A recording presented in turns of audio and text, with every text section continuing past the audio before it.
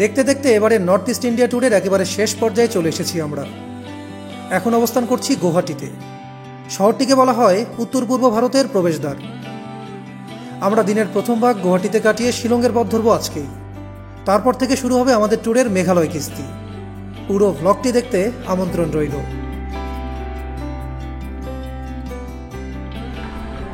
দর্শক বন্ধুরা, আসসালামু আলাইকুম। আসামের গুয়াহাটি থেকে আপনাদের সবাইকে শুভ সকাল। গতকাল রাত 12:30 নাগাদ আমরা দিমাপুর থেকে ট্রেনে উঠেছিলাম, আর এখন সকাল 7টায় আমরা এসে পৌঁছেছি গুয়াহাটিতে। এখন আছি গুয়াহাটি স্টেশনে। অ্যাকচুয়ালি আমাদের ট্রেনটা কিন্তু 5টার দিকে পৌঁছানোর কথা ছিল গুয়াহাটিতে, কিন্তু 2 ঘন্টা লেট করে ফেলেছে ট্রেনটা। এতে প্রকারান্তরে আমাদের ভালোই হয়েছে, কারণ 5টার সময় এসে গুয়াহাটি স্টেশন থেকে মুভ করাটা কঠিন হয়ে যেত। এখন ফ্রেশ একটা মর্নিং, একটা ফ্রেশ স্টার্ট দেওয়া যাক, চলুন। গুয়াহাটি রেলওয়ে স্টেশন হলো নর্থ ইস্টের সবচেয়ে ব্যস্ততম রেলওয়ে স্টেশন। একে বলা হয় gateway to the north east, কারণ এই পথেই ভারতের মূল ভূখণ্ড থেকে উত্তর পূর্ব ভারতের সঙ্গে ট্রেন সংযোগ স্থাপিত হয়েছে। প্রতিদিন গড়ে প্রায় 2 লক্ষ যাত্রী এখানে যাতায়াত করে। এটি ভারতের প্রথম সম্পূর্ণ সোলার পাওয়ার্ড রেলওয়ে স্টেশন। স্টেশনটি ব্রহ্মপুত্র নদীর খুব কাছেই অবস্থিত। গুয়াহাটি স্টেশন থেকে আমরা বের হয়ে পড়লাম। স্টেশনের জাস্ট সামনে এখন আছি, আর এখানে কিন্তু দেখেন অনেক অটো আছে, সামনে ক্যাব আছে। আপনারা এখান থেকে যেখানেই যান না কেন একটু দরদাম করে গাড়ি ভাড়া করে নেবেন। আমরা কামাখ্যার মন্দিরে যাব, সেখান থেকে শিলংয়ের শেয়ার্ড ক্যাব স্ট্যান্ড পর্যন্ত যাব। সর্বসাকুল্যে 500 রুপিতে আমরা একটা অটো নিয়েছি। এটা নিয়ে আবার ঝামেলা লেগে গেছে। দেখেন, একজন যাইতে চাচ্ছিল 600 বলছিল, আর একজন 500 টাকা রাজি হয়ে গেছে। এটা নিয়ে একটু চেঁচার চলতেছে। এখান থেকে লিভ নেওয়া উচিত এখন। দাদা চলেন আমরা বেরোই, চলো।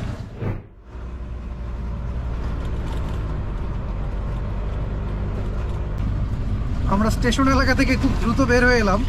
এখানে সিন্ডিকেট জনিত একটা ব্যাপার হচ্ছিল। প্রথমে এক দাদা বলতেছিল সে যাবে আমাদের সাথে, আমরা 500 রুপি লাস্ট বলে দিয়েছি। সে বলছে অনেক কিছু বুঝাইছে যে যাবো না, হ্যান ত্যান, এটা ওইটা, উপরে যাইতে হবে, 650 লাস্ট। পরে আমাদের যে দাদার সাথে যাচ্ছি উনি রাজি হয়ে গেলেন 500-তে। তারপরে লেগে গেছে ঝামেলা, সিন্ডিকেট, বুঝছেন। ওকে, সমস্যা নেই, আমরা এখান থেকে বের হচ্ছি। গুয়াহাটিতে সকালটা এক্সপ্লোর করে আমরা শিলংয়ের দিকে মুভ করবো। গুয়াহাটি উত্তর পূর্ব ভারতের সবচেয়ে বড় শহর। আসামের রাজধানী দিসপুরও গুয়াহাটির মধ্যে অবস্থিত। শহরটির পুরনো নাম ছিল প্রাগজ্যোতিষপুর, যার অর্থ প্রাচ্যের আলো বা জ্যোতিষশাস্ত্রের শহর। মহাভারতের গল্পে এর উল্লেখ পাওয়া যায়, যেখানে বলা হয়েছে এটি রাজা নরকাসুরের রাজধানী ছিল। বিহু উৎসবের সময় শহরটা একেবারে জমে ওঠে। সঙ্গীত, নাচ আর খাবারের ধুম পড়ে যায়। শহরের অন্যতম আকর্ষণ হলো কামাখ্যা মন্দির, যা শক্তিপীঠগুলোর একটি। প্রতি বছর হাজার হাজার পর্যটক এখানে আসে। আমরা এখন কামাখ্যা মন্দির ঘুরতেই নীলাচল পাহাড়ে চলে এসেছি। মন্দিরটি 51টি শক্তিপীঠের একটি।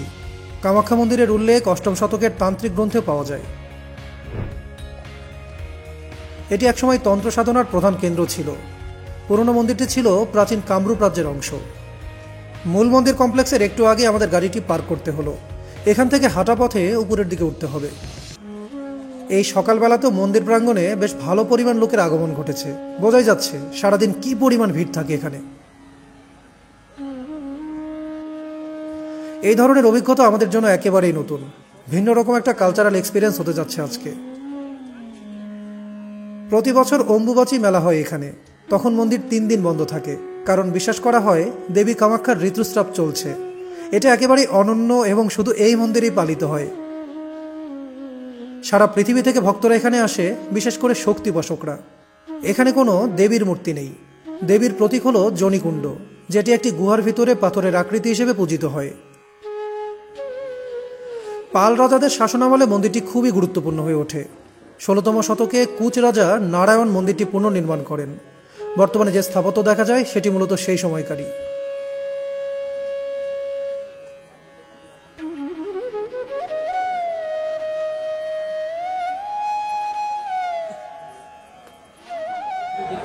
আমরা চলে এলাম আসামের বিখ্যাত মা কামাখ্যা মন্দিরের ভেতরে।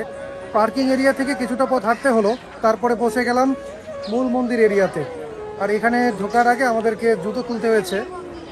জুতো খোলার বিনিময়ে যে দোকানে জুতো রাখলাম, ভাইয়া বললো যে টাকা নেবে না, কিন্তু প্রসাদ দিতে হবে। যাই হোক, যেখানকার যে রিচুয়াল, খুবই সরগরম একটা জায়গা।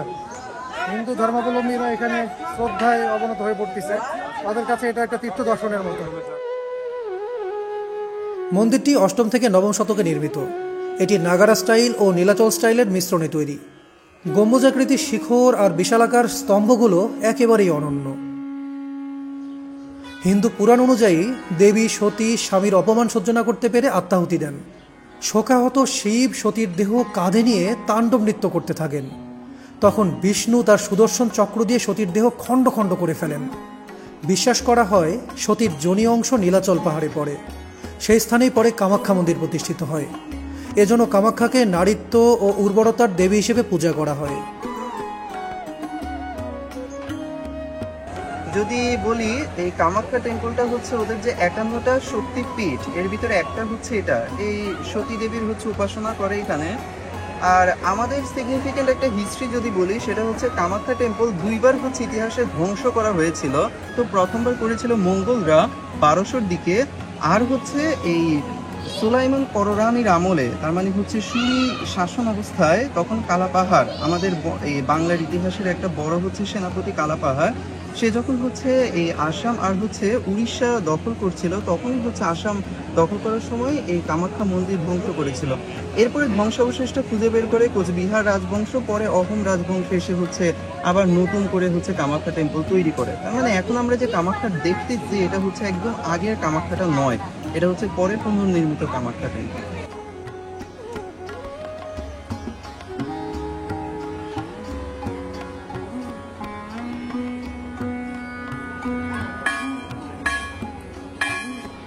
কামাখ্যা মন্দিরের আঙ্গিনায় এই পরিভ্রমণটা আমি অনেকটা ন্যাচারালভাবে রাখারই চেষ্টা করেছি।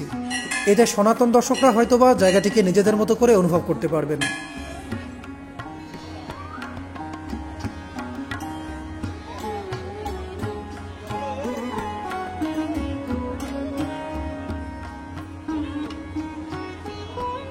তন্ত্র সাধনার জন্য বিখ্যাত কামাখ্যাকে ভারতের তান্ত্রিক রাজধানী বলা হয়। কামাখ্যা মন্দির হিন্দুদের কাছে কেবলমাত্র একটি ধর্মীয় স্থানই নয়, এটি আসামের সংস্কৃতি, বিশ্বাস আর ইতিহাসের প্রতীক। গুয়াহাটিতে এলে তাই এই অভিজ্ঞতা একেবারেই মিস করা যায় না।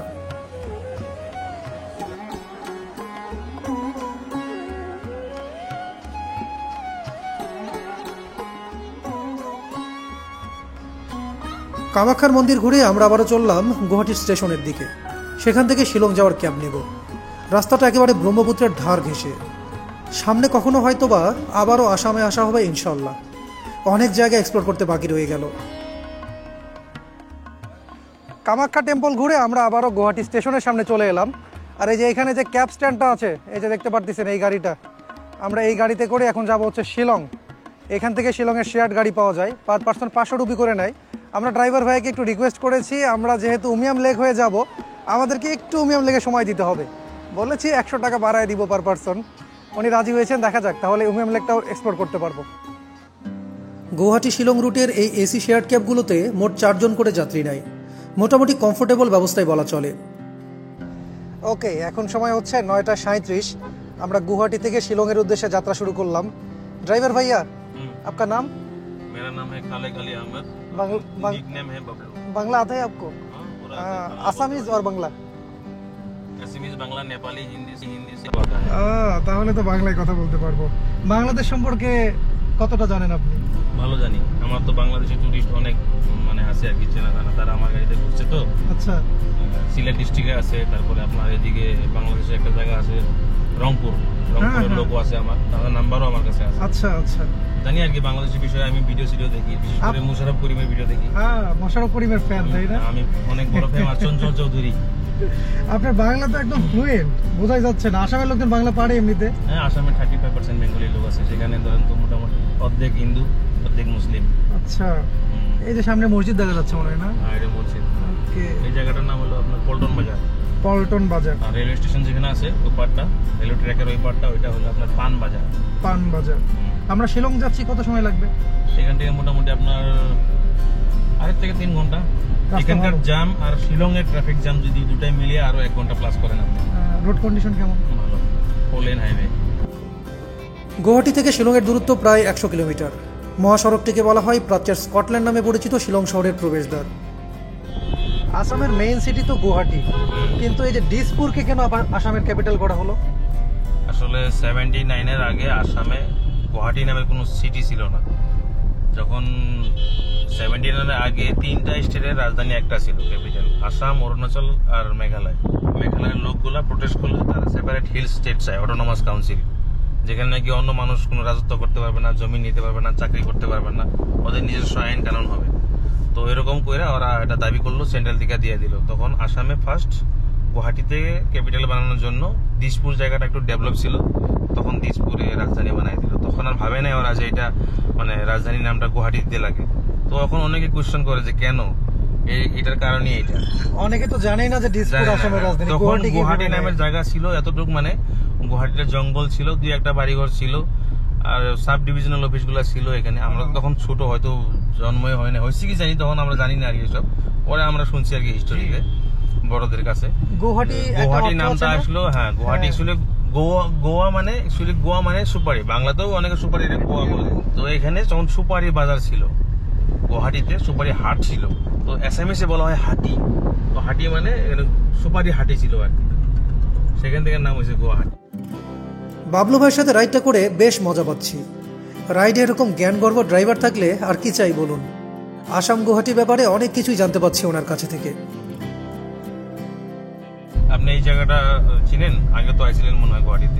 গুয়াহাটিতে আমার ফার্স্ট টাইম এটা হলো হাইওয়ে। আমরা সিটি ভিতরে হাইওয়েতে উঠলাম এখন। আমাদের গুয়াহাটি সিটিটা মেঘালয় স্টেট আর আসাম স্টেটের বর্ডারে স্থাপিত।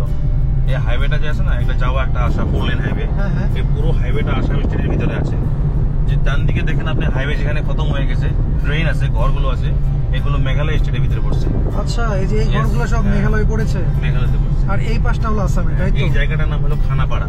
এই পুরো রাস্তাটা 5 কিলোমিটার অবধি, যখন পর্যন্ত জোড়াপাট নামে একটা স্টপেজ পাবো না, তখন পর্যন্ত এরকমই থাকবে। জোড়াপাটের থেকে আমরা রাইট নিব, পুরো মেঘালয় ঢুকে যাব, সোজা চলে যাবে আবার আসাম। আচ্ছা, ওই তো Khanapara police station, Meghalaya. Ribhoi district, Ribhoi ডিস্ট্রিক্টের নাম রিবই। এখানে একটা জিনিস দেখে ভালো লাগলো, গুয়াহাটি সিটি ক্রস করতেছিলাম, তখন দেখলাম হাতিলের শোরুম। আমাদের হাতিল কিন্তু ইন্ডিয়াতে ভালোই ব্যবসা ছড়াইছে। হাতিলের নামটা কাছে গুয়াহাটিতে ভালো ব্র্যান্ড, ভালো ফার্নিচার করে। বাংলাদেশেও খুব 1 নাম্বার ব্র্যান্ড আর কি বাংলাদেশের। আমাদের বাংলাদেশের অনেক কোম্পানি ইন্ডিয়াতে ভালো বিজনেস আছে, যেমন প্রাণের বিজনেস ভালো, অনেক ভালো, ভেরি গুড। প্রাণের যে আপনার পটেটো ক্র্যাকস নাকি যেন একটা প্রোডাক্ট আছে, পটেটো ক্র্যাক খুব ভালো বানায়, খুব টেস্টি লাগে। আমরা কিন্তু পথে চলতে এখন দেখেন এই যে মেঘালয়ের একটা পেট্রোল স্টেশন এসেছি। এর কারণ হচ্ছে মেঘালয় পেট্রোলের দাম কম। ভাই, মেঘালয় কত চলতেছে এখন পেট্রোল? তো মনে হয় 95 দেখতে হবে, 96 দেখেন, জুম করেন। আচ্ছা, আর আসামে কত? গুয়াহাটিতে কত? আমাদের আসামে তো 98 মনে হয়। আচ্ছা, আর আমি নাগাল্যান্ডে কিন্তু 99 কিংবা 100 দেখেছিলাম। এখানে স্টেট ওয়াইজ দাম কম বেশি হয়, মেঘালয় দাম কম। ভাইজি 1010 का डीजल। NH 40 ধরে আমরা চলেছি শিলংয়ের পথে। রাস্তাটি গুয়াহাটিতে সমুদ্রপৃষ্ঠ থেকে মাত্র 50 মিটার উপর থেকে শুরু হয় এবং শিলংয়ে 1525 মিটার পর্যন্ত উঠে যায়। এই উচ্চতার পার্থক্যই যাত্রাপথকে দারুণ রোমাঞ্চকর করে তোলে। গুয়াহাটি থেকে শিলংয়ের পথে অনেকটা পথ আমরা চলে এসেছি। এখন হচ্ছে যাত্রা বিরতির সময়। সর্দার জি দা ধাবা, এই রাস্তায় নাকি বেস্ট ধাবা এটা। এইখানে গাড়ি দাঁড়াইছে, খাবার দাবার সেরে নেই। এই হাইওয়ে রেস্টুরেন্টগুলোতে কিন্তু বেশ ভালো আসামি থালি পাওয়া যায়।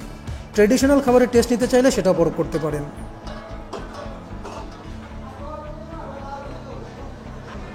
আমরা খাবার দাবার নিয়ে বসে গেলাম। নিয়েছি ছোলা ভাটোরা, 120 রুপিতে 2টা বড় বড় দেখেন ভাটোরা দিয়েছে, সাথে ছোলা, ডেজার্ট আইটেমও আছে। স্বচ্ছ ঠিকঠাক? ভাত হইলে ভালো হতো নাকি? অনেকে ভাবেন নর্থ ইস্টে এসে খাওয়া দাওয়া নিয়ে কী সমস্যায় পড়বেন না পড়বেন। অ্যাকচুয়ালি ভাই কিচ্ছুই না, একটু মানায় চলবেন, খাবার দাবার পেয়ে যাবেন। একটু খুঁজবেন, পেয়ে যাবেন, কোনো সমস্যা হবে না। নাগাল্যান্ডে সমস্যা হয় না, আর তো মেঘালয়। ওকে, খেয়ে নেই, তারপরে ওই যে গাড়ি ওয়েট করতেছে, গাড়িতে করে যাব শিলংয়ের পথে। হাইওয়ের ধারে কিছু ছোট ছোট গ্রাম রয়েছে যেখানে স্থানীয় মানুষজন হাতে তৈরি বিভিন্ন জিনিসপত্র এবং খাবার বিক্রি করে। শিলংয়ের বিখ্যাত আনারস এবং স্থানীয় হস্তশিল্প কেনার জন্য এগুলো খুব ভালো জায়গা। NH 40-তে একটি জনপ্রিয় বিরতিস্থল হলো উমিয়াম লেক।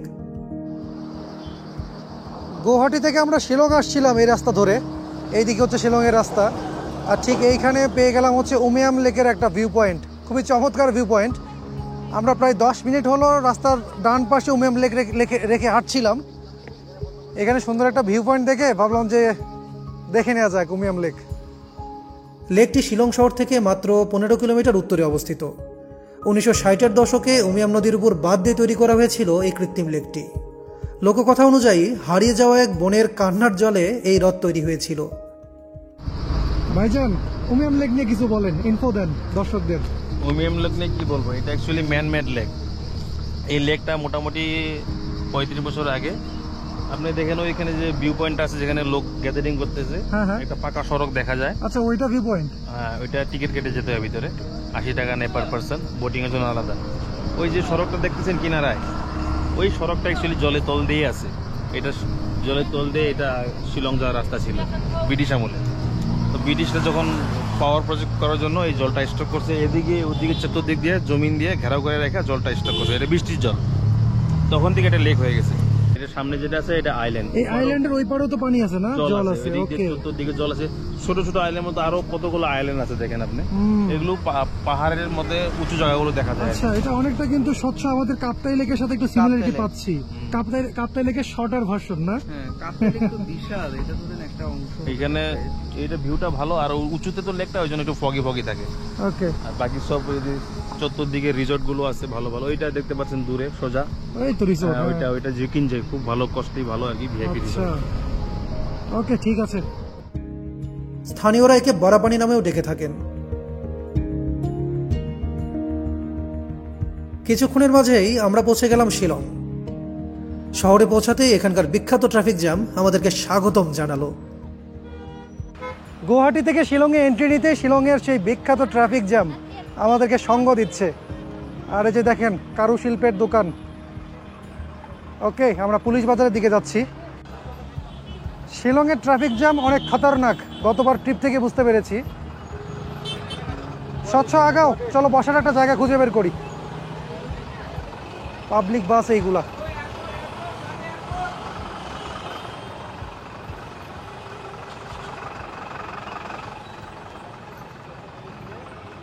শিলং ভারতের মেঘালয় রাজ্যের রাজধানী। পুলিশ বাজার হচ্ছে শিলং শহরের একেবারে সেন্টার পয়েন্ট। ব্রিটিশ আমলে এখানে পুলিশের প্রধান কার্যালয় ছিল এবং এই এলাকাটি পুলিশদের দ্বারা সুরক্ষিত ছিল। তাই স্থানীয়রা এই বাজারকে পুলিশ বাজার নামে ডাকতে শুরু করে, যা আজও প্রচলিত। শিলং নামটি স্থানীয় এক দেবতা লে শিলংয়ের নাম থেকে এসেছে, যিনি শিলং পর্বতে বাস করতেন বলে বিশ্বাস করা হয়। ব্রিটিশরা এই শহরটিকে খুবই পছন্দ করত। তারা একে গ্রীষ্মকালীন রাজধানী হিসেবে ব্যবহার করত। এটা হচ্ছে শিলংয়ের মেইন মার্কেট প্লেস। এর আগে এখানে একটা হোটেলে ছিলাম, অনেকটা নস্টালজিক হয়ে যাচ্ছি। 2019 সালের সেই স্মৃতিগুলো মনে পড়ে যাচ্ছে। মেঘালয় শিলং আমার আবেগের একটা জায়গা ছিল। 2019-এর ট্যুরটা আমার কাছে কতটা স্পেশাল ছিল এটা যারা সিরিজটা দেখেছেন তারাই জানেন। শিলং থেকে মাত্র 60 কিলোমিটার দূরে অবস্থিত চেরাপুঞ্জি এবং মৌসিনরাম হলো পৃথিবীর সবচেয়ে বৃষ্টিপ্রবণ দুটি স্থান। এই কারণে শিলং শহরে প্রচুর বৃষ্টিপাত হয়। দিনের বেলায় এখানে হাজার হাজার মানুষের ভিড় থাকে। শিলংয়ের বিভিন্ন জাতিগোষ্ঠীর মানুষ এখানে একত্রিত হয়। খাসি, গারো, জয়ন্তিয়া এবং অন্যান্য উপজাতির মানুষ তাদের ঐতিহ্যবাহী পোশাক ও সংস্কৃতি নিয়ে এখানে আসে। এটি যেন এক জীবন্ত জাদুঘর। কেনাকাটা, খাওয়া দাওয়া এবং মানুষের কোলাহলে সবসময় জমজমাট থাকে এই এলাকা। পুলিশ বাজারের আরেকটি আকর্ষণ হলো এখানকার স্ট্রিট ফুড। এখানে স্থানীয় খাবার জাদো, মোমো সহ বিভিন্ন ধরনের চাট পাওয়া যায়। সন্ধ্যাবেলায় খাবারের দোকানগুলোতে প্রচণ্ড ভিড় হয়। আমরাও এখন লাঞ্চ করার জন্য একটা জুৎসই খাবারের হোটেল খুঁজছি। পুলিশ বাজার থেকে একটুখানি হেঁটে আসলেই পেয়ে যাবেন এই মসজিদ এলাকাটা। এখানে কিন্তু বেশ কিছু হালাল খাবারের দোকান আছে। আমরা লাঞ্চ করার জন্য এই দিকটায় এলাম। হোটেল সাভেরা।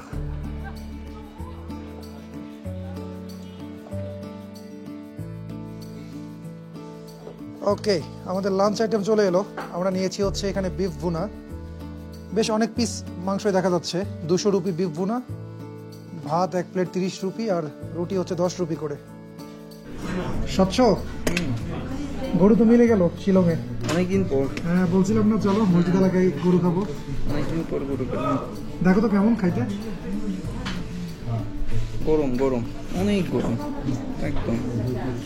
আমরা একদম প্রাইম টাইমে এসেছি দুপুরে, তো ফ্রেশ রান্নাটা পেয়েছি। খাইতে কেমন? ভালো। তবে শিলংয়ে বিফের দাম মনে হচ্ছে একটু বেশি। কলকাতায় কিন্তু এই পরিমাণ বিফ 100 রুপি বড় জোর হইতো, তাই না? ওকে ঠিক আছে, লাঞ্চ সেরে নিই। গুড আফটারনুন গাইস, আমি এখন আছি পিভি শিলংয়ে এবং তিয়াম ভাই আসলো বাংলাদেশ থেকে। ফর দ্য ফার্স্ট টাইম আমরা মিট করতেছি, আর যেহেতু সময় স্বল্পতার কারণে ভাই আমার ক্যাম্পাসে যেতে পারতেছে না, ইনশাল্লাহ নেক্সট টাইম। যার কথা বলছিলাম একটু আগে, শিলংয়ের ছোট ভাই তো আমি হচ্ছি দেওয়ান সুমন, বাংলাদেশ থেকে এখানে পড়াশোনা করতেছি। আর নেক্সট ট্যুরে আপনারা দেখতে পারবেন ভাই সহকারে ইনশাল্লাহ আমরা অনেক জায়গায় ট্যুর করব। ইনশাআল্লাহ। তোমার ইউটিউব চ্যানেলের নাম বলে দাও। আমার ইউটিউব চ্যানেলের নাম হচ্ছে দেওয়ান সুমন, আপনারা সার্চ করলেই পেয়ে যাবেন। আমার কাশ্মীরের, নাগাল্যান্ডের, হ্যাঁ। অলমোস্ট ইন্ডিয়ার 70% আমি ট্যুর করেছি। যাই হোক, এই শর্ট টাইমে দেখা করে ভালো লাগলো আমাদের। না দেখা করলে একটু অতৃপ্তি থেকে যায়, সেটা তো তাই না? অবশ্যই আমারও খারাপ লাগতো। হ্যাঁ, আমার okay. এলাকায় আসলো, আপাতত আমার এলাকায় বলা চলে। হ্যাঁ অবশ্যই অবশ্যই, হাতে সময় থাকলে আরো এক্সপ্লোর করতাম। ইনশাআল্লাহ সামনে আবার আসা যাবে। ইনশাআল্লাহ ভাই। ঠিক আছে সুমন, দেখা হবে, খুব ভালো লাগলো। ওকে ঠিক আছে, আল্লাহ হাফেজ। ওকে ভাই ছবিটা YouTuber? হ্যাঁ ইউটিউব। তিয়াম ভাই। So you're from Bangladesh? We are from Bangladesh. आपका से ইন্ডিয়া। Bengali. বাঙালি? তাহলে আবার অন্য ভাষায় কথা বলি। কলকাতা থেকে? হ্যাঁ, কলকাতা থেকে। মেঘালয় ঘুরতে আসছে।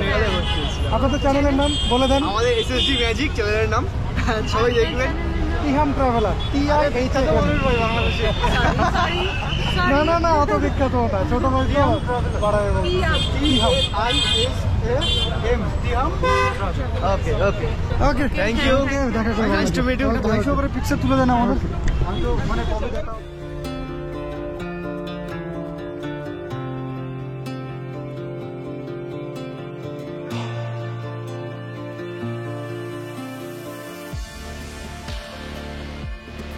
পুলিশ বাজারের এই ড্রোন শটগুলো ছোট ভাই সুমনেরই নেয়া। আজকের পর্বটা শিলংয়ের পুলিশ বাজার থেকে শেষ করছি।